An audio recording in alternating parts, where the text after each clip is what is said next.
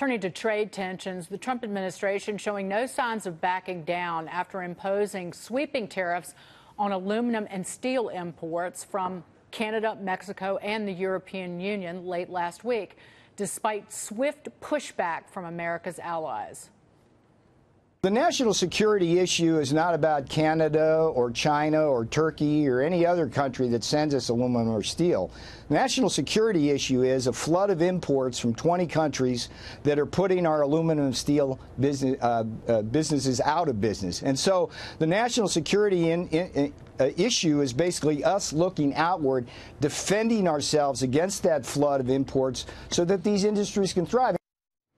Joining us now is President and CEO of MagneGas, which is focused on the $5 billion metal cutting market, Ermanno Santilli. Ermanno, some of America's closest allies are calling these tariffs insulting, unacceptable, even illegal. They're threatening retaliation, lining up tariffs on goods that we export to nations like Canada and Mexico and Europe. How are these tariffs going to impact your business? Well, MagneGas Corporation is a profile of companies that will definitely benefit from these tariffs. Our ticker symbol is MNGA. We're a small to medium-sized company. We're in the industrial gas sector, and we've created an industrial gas that is unique, developed here in the United States. It replaces acetylene, and that's used to cut and form metal. So clearly, if this economy, in respect to the metal and aluminum, starts taking off, even more so than it already has, I think MagneGas will definitely benefit, and we're not alone. Ermanno, I apologize. How do you face shareholders and talk about the growth going forward and the volatility around these sanctions and your cash flows and managing really shareholder expectations? Because this may be a temporal situation that only happens for a few quarters. Well, that's a good question. And at the end of the day, our customers of our product are not going to stop welding. They're not going to stop building. They're not going to stop producing automobiles just because the cost of welding wire goes up by 10%. I think it's something that and if you look at the industry as a whole, I mean, unemployment's down 18-year low. Back orders at a 14-year high. Industry really isn't that afraid about these tariffs on a whole, in my opinion. The industry is not necessarily concerned, but a lot of the individuals out there are, because we just heard in one of Dagan's last interviews that there is going to be short-term pain for consumers. So while it might have an impact on jobs, do you think it's going to have an impact on individuals? I think it's hype.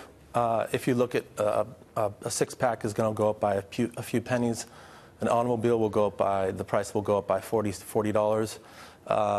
I honestly don't think it's going to have a huge impact on other consumers, frankly, and I think it's all hype. But it's not just a six-pack of beer, and it's an automobile, Ermanno. It's everything that follows. It's also the retaliatory tariffs from all these other nations. The administration is looking at automobile tariffs. So if you want to buy a Kia, that Kia might go up by several $1,000s in cost. So the sum total, and it's not, again, so you're admitting that the consumer prices are going to go up.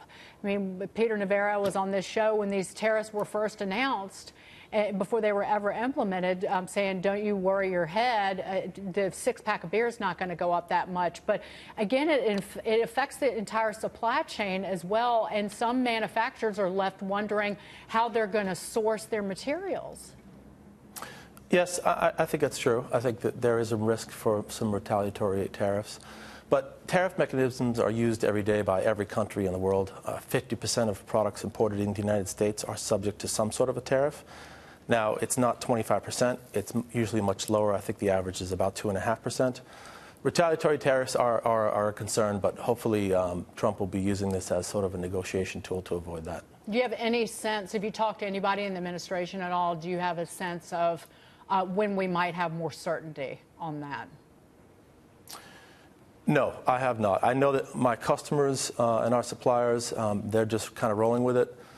Prices are going up for aluminum and steel, but again, in our sector, we're not going to stop building just because something goes up by a few pennies.